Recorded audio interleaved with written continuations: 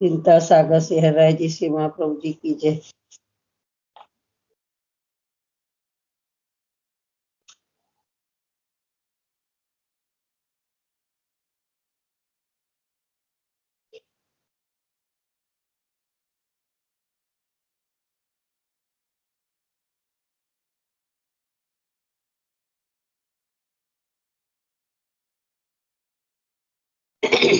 चिंता सागर सिंह जी श्री महाप्रभु जी की जय। श्लोक 17 मूलम शिक्षापत्र 4 मूलम 17।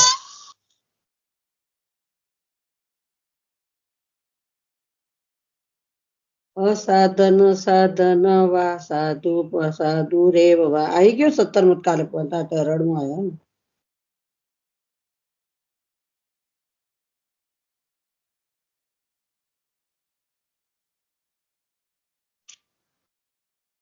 जे सब साधन असाधन साधन वा साधु साधु रेव वा शरणादेव निखिलम फलम प्राप्तोत्य संशयम।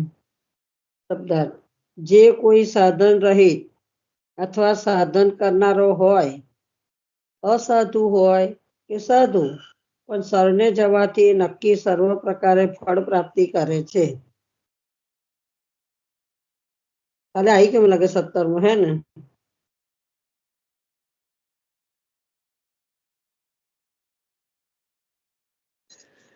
હું છે ને કાલે કોઈ જોઈન્ટ નથી થઈ, આ બધા કોઈ જોઈન્ટ થયા છે કોઈને યાદ છે? લતા માસી તમને યાદ છે કાલે આપણે શું લીધું હતું?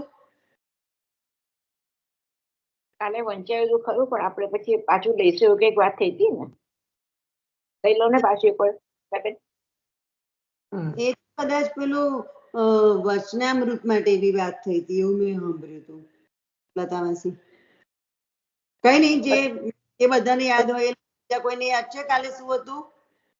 વચનામૃત વખતે હું નીકળી ગઈ હતી, વાત બેસાતું ને એટલે ક્યાંક તો નીકળી ગઈ હતી એટલે મને વાત નથી। શિક્ષાપત્ર ની વાત છે। 18મું લઈ લો હવે। રડવું આવ્યું ને મેં તો રડવું આવ્યું મને એવું યાદ છે। ભક્તિ માર્ગે સાધનમ ચ ફલમ સાધનમેવ હિ સર્વધર્મ પરિત્યાગ સ્વતંત્ર ચેત ફલમ હિ તત। ભક્તિ માર્ગમાં સાધન અને ફળ પ્રભુનું શરણ જ છે, માટે સર્વધર્મ પરિત્યાગ એટલે કે અનન્ય ભક્તિ થાય તો આ સ્વતંત્ર ફળરૂપ શરણ પ્રાપ્ત થાય છે। સેવાય ફળ ને સાધને ફળ એમ।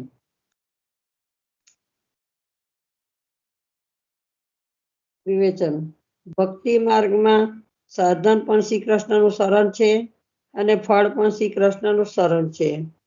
સાધન અને ફળ જુદું નથી, સાધન પણ ફળરૂપ છે, માટે શરણ જ મુખ્ય ફળ છે।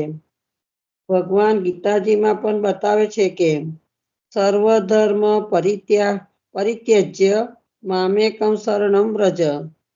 સર્વધર્મનો ત્યાગ કરીને એક મારે શરણે આવ, ગીતાજીમાં પ્રભુ કહે છે ને, એ કહે છે। આ શ્લોક ઉપર શ્રી ગુસાઈજીએ સ્વતંત્ર જુદી ટીકા કરી છે, તેમાં શરણની ભાવના મુખ્યત્વે નિરૂપણ કરી છે। એક શ્રી કૃષ્ણનો જ આશ્રય જ જીવને થયો ત્યાં સર્વ સિદ્ધ થઈ ગયા, તેથી શ્રી કૃષ્ણનો આશ્રય જ સર્વ રીતે સર્વથી મુખ્ય ફળ છે। આ ભાવ જાણીને ખાસ શરણ પ્રાપ્ત કરવું જોઈએ। શરણની ભાવના બતાવી, શરણ કેવી રીતે કરવું સિદ્ધ તો કે સાધન સેવાય ફળરૂપ છે અને સાધન પણ ઠાકોરજી સેવા એક ફળ છે એમ। ભક્તિમાં સાધન પણ શ્રી કૃષ્ણનું શરણ અને ફળ પણ શ્રી કૃષ્ણનું શરણ છે। સાધન અને ફળ જુદું નથી, કમ બકા નીકળી જવાય છે થવાતું દક્ષ સુધા જોઈન્ટ નથી થવાતું બકા।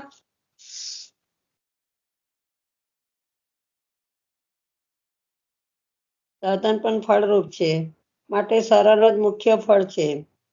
ભગવાન ગીતાજીમાં પણ બતાવે છે કે સર્વધર્મ પરિત્યજ્ય મામેકમ શરણમ ભજ. સર્વધર્મનો ત્યાગ કરીને મારે શરણે આવ. આ શ્લોક ઉપર શ્રી ગુસાઈજી સ્વતંત્ર ટીકા લખે છે. જે ટીકા કરી છે તેમાં શરણની ભાવના સિદ્ધ કરી છે. મુખ્યત્વે નિરૂપણ કરી છે. એક શ્રી કૃષ્ણનો જ આશ્રય જે જીવને થયો હોય ત્યાં સર્વ સિદ્ધ થઈ ગયો સમજવું. તેથી શ્રી કૃષ્ણનો આશ્રય સર્વથી મુખ્ય ફળરૂપ છે. આ ભાવ જાણીને ખાસ શરણ પ્રાપ્ત કરવું જોઈએ. શરણ જ સિદ્ધ કરવાનું છે. શરણાગતિ સ્વીકારી લેવાની છે પ્રભુને. શરણાગતિ સિવાય કશું છે હાય.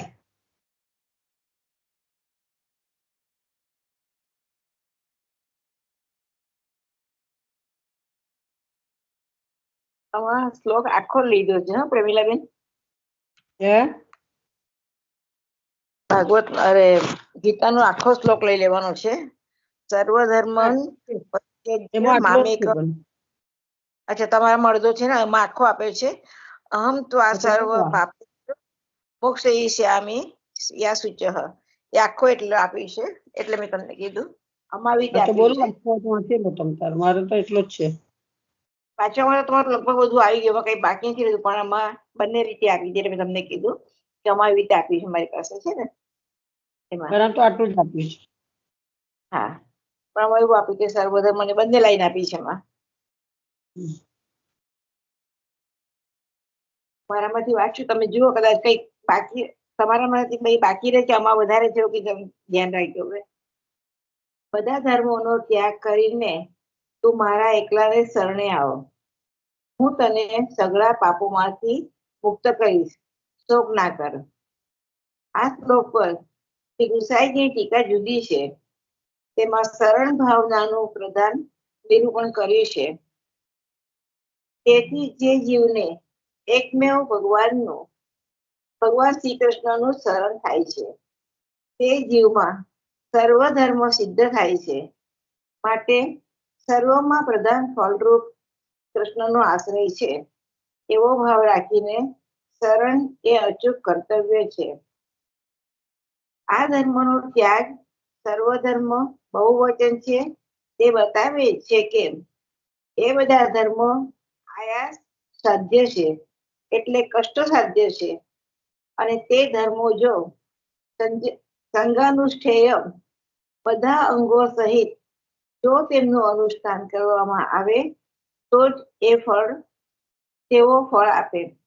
પરંતુ શ્રી કૃષ્ણ ના શરણમાં તેમ નથી. પામ એકમેવ શ્રી કૃષ્ણના આશ્રય શરણ કરવામાં અત્યંત આયાસ અને સાંગાનુષ્ઠાન આવતા નથી.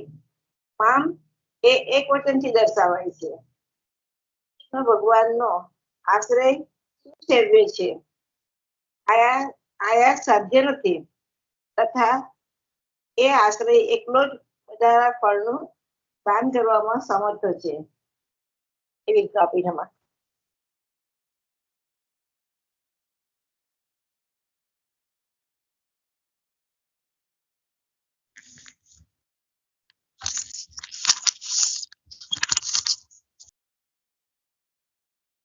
અમૃત તરંગીની ટીકા એવું પછી લખ્યું છે ને અંદર. એ તમે વાંચી ગયા પછી કૌંસમાં માર્યું છે ને અમૃત તરંગીની ટીકા એવું લખ્યું છે ને. નીતાબેન નો ફોન હતો એટલે ફોન નીકળી નીકળ્યો. લખ્યું છે અમૃત તરંગીની ટીકા. હા, એમની ટીકા લખી છે.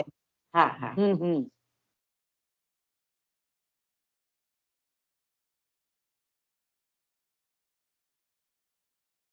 વાંચી લીધું? હા, બસ થઈ ગયું. હા, કારણ કે મારા નીતાબેન નો ફોન આવ્યો એટલે લેવાયો ના, મેં ફરી ફોન કર્યો કે માંથી જોઈન્ટ નથી થવાતું, એને જોઈન્ટ કરો કહીએ. તમારે બેનને મેચ કરવું છે, સાંભળવું ફરી વાર લઈ લો. લઈ લો. બધા ધર્મોનો ત્યાગ કરીને તું મારા એકલાને શરણે આવ. હું તને સગળા પાપોમાંથી મુક્ત કરીશ, શોક ના કર. આ પેલી આવી તે હવે બીજું, આ પર શ્રી ગુસાઈની ટીકા જુદી છે. તેમાં શરણ ભાવનાનું પ્રદાન નિરૂપણ કર્યું છે. તેથી જે જીવને એકમેવ ભગવાન શ્રી કૃષ્ણનું શરણ થાય છે તે જીવ સર્વ ધર્મ સિદ્ધ થાય છે. માટે સર્વમાં પ્રધાન ફળરૂપ શ્રી કૃષ્ણનો આશ્રય છે એવો ભાવ રાખીને શરણ એ અચૂક કર્તવ્ય છે. બધા ધર્મોનો ત્યાગ સર્વધર્મ બહુવચન છે. તે બતાવે છે કે એ બધા ધર્મો આયાસ સાધ્ય છે, એટલે કષ્ટ સાધ્ય છે. અને તે ધર્મો જો સાંગાનુષ્ઠેય બધા અંગો સહિત જો તેમનું અનુષ્ઠાન કરવામાં આવે તો જ તેઓ ફળ આપે. પરંતુ શ્રી કૃષ્ણના શરણમાં તેમ નથી. મામ એકમેવ શ્રી કૃષ્ણના આશ્રય શરણ કરવામાં અત્યંત આયાસ અને સાંગાનુષ્ઠાન આવતા નથી. મામ એ એક વચનથી દર્શાવાય છે કે શ્રી કૃષ્ણ ભગવાનનો આશ્રય સુસેવ્ય છે. આશ્રય આયાસ સાધ્ય નથી, તથા એ આશ્રય એકલો જ બધા ફળનું દાન કરવામાં સમર્થ છે. આવી ભાષામાં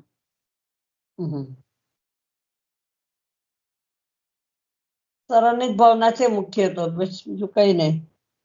હા બસ મને શરણે રહો એમ તેમ પ્રકારે હા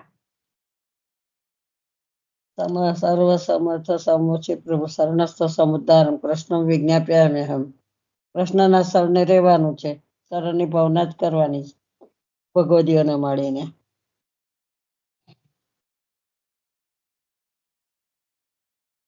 ચાલો વાર્તાજી 84 માંથી લઉં કે લુંડીની બાકી તે લઉં? પદ્મનાભ દાસની એની બેટીની તુલસાની લઉં ને? હાલો, હા બાકી છે એટલો ને. લુંડી અરે આપણે તુલસાની વાંચવાની બાકી છે ને.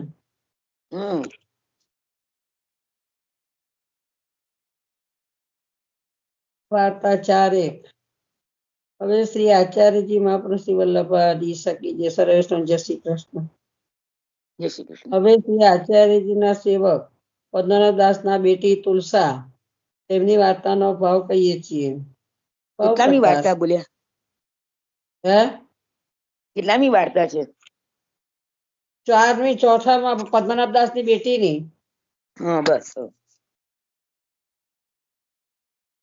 પૂરી તો ખરી 4:1 એમ. એ લીલામાં પદ્મનાભ દાસના સખી છે. પદ્મનાભ દાસ તો ચંપકલતા અષ્ટ સખીઓમાં છે, અને ચંપકલતાની સખી મણિકુંડલા છે. જેમ માનીની જ્યોતિની કુંડાલી ચારે તરફ ફૂલે, તેમ તુલસા સાત્વિક ભક્ત છે. ચંપકલતા સ્વામીજીના સખી છે. ચંપકલતા સખી છે ને પદ્મનાભ દાસ, એમની આ સખી છે મણિકુંડલા.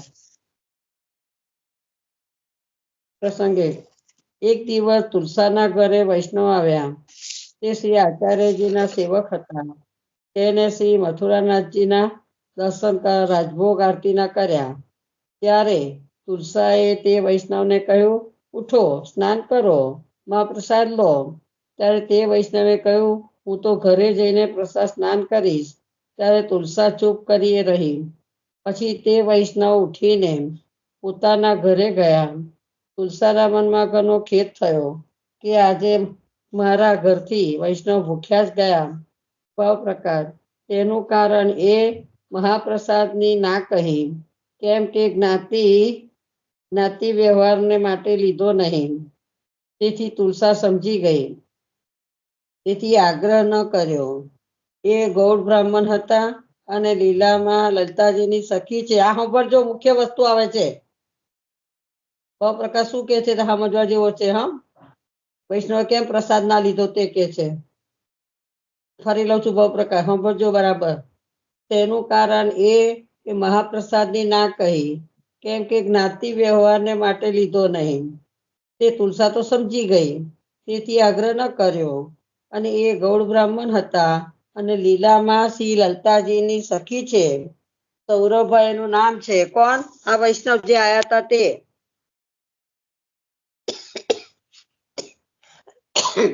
જે વૈષ્ણવ આયા હતા દર્શન કરવા, ઠાકોરજી દર્શન કર્યા, એ વૈષ્ણવ લલતાજીના સખી છે. ગૌડ બ્રાહ્મણ છે, ત્યાં સનાડિયા છે. એટલે જ્ઞાતિ વ્યવહાર જોઈને ના લીધો એવું સમજે પહેલા, પણ પછી આમ કીધું કે ગૌડ બ્રાહ્મણ હતા અને લીલામાં શ્રી લલતાજીની સખી છે. સૌરભભાઈ એમનું નામ છે. એના શરીરમાંથી અત્તર ગુલાબની સુગંધ આવતી. એ વૈષ્ણવ લલતાજીની સખી છે અને તુલસા ચંપકલતાના સખી છે. અને તુલસાને વશ શ્રી મથુરાનાથજી છે. તેથી એ વૈષ્ણવે મહાપ્રસાદ ન લીધો. તે એમ કે લલતાજીની આજ્ઞા વિના કેમ લઉં? તેથી આ વૈષ્ણવ પોતાને ઘરે આવ્યા, ઘરે ચાલ્યા ગયા. ત્યારે તુલસાના મનમાં ખેદ થયો, કેમ કે લલતાજીની સખી છે, લલતાજીની આજ્ઞા વગર ચંપકલતાના સખી છે, અને આ તુલસાના આપણે એના સખી છે. આ વૈષ્ણવ લલતાજીના સખી છે, અને પેલા તુલસા છે તે પદ્મનાભદાસજીના સખી છે. કેમ કે દમલાજીની આજ્ઞા વગર સકડીમાં પ્રસાદ કેવી રીતે લઉં? એમ જેની સખી છે એના આજ્ઞા વગર ના લેવાય ને, એવી રીતે બદલાઈ જાય છે ને ભાવ, સખીનો ભાવ બદલાઈ જાય ને. એટલે ત્યારે મનમાં આવ્યું કે જ્ઞાતિ વ્યવહારને માટે સકડીમાં પ્રસાદ નહીં લીધો હોય તો ભલે, પરંતુ સવારે પૂરી પ્રસાદ લેવડાવીશ. પછી મેદો છાણીને સીધો કરી રાખ્યો. પછી સૂઈ રહ્યા. તે દિવસે તુલસાએ મહાપ્રસાદ ન લીધો. તે રાત્રિએ શ્રી મથુરાનાથજીએ તુલસાને સ્વપ્નમાં કહ્યું, સવારે વૈષ્ણવને મહાપ્રસાદ લેવડાવજે. એ વૈષ્ણવ પોતાના ઘરે મહાપ્રસાદ લેશે નહીં. ઠાકોરજીએ જતાયું, કારણ કે એમને દમલાજી આજ્ઞા કરી લેજે એમ.